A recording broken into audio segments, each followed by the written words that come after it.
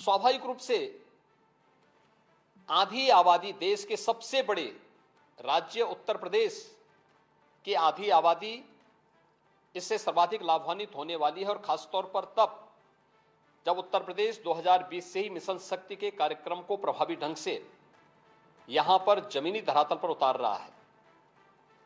सर्वाधिक अन्नदाता किसान उत्तर प्रदेश के अंदर निवास कर रहा है। उन अन्नदाता किसानों की समृद्धि में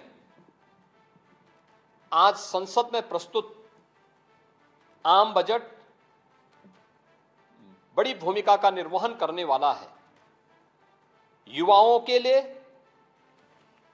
लाखों नौकरियों के साथ साथ मध्यम वर्गीय परिवार के लिए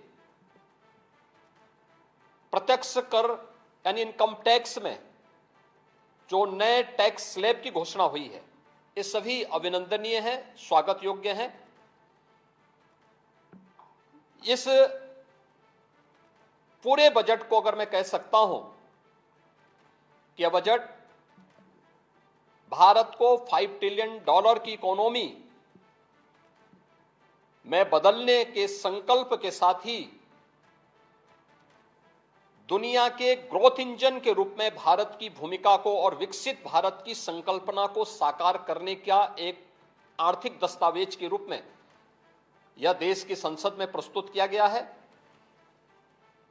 इस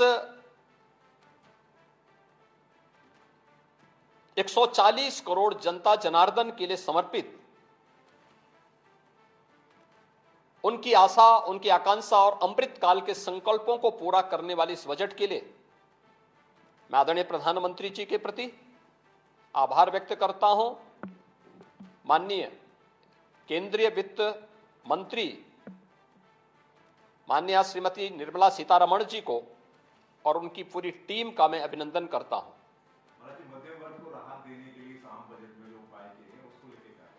देखिए, मध्यम वर्गीय परिवार में टैक्स के बारे में सबसे बड़ी छूट आज उपलब्ध हुई है, और ये लंबे वर्ष समय से ये मांग चली आ रही थी। 3 लाख तक के प्रत्यक्ष कर यानी इनकम टैक्स में कोई भी टैक्स नहीं लगेगा।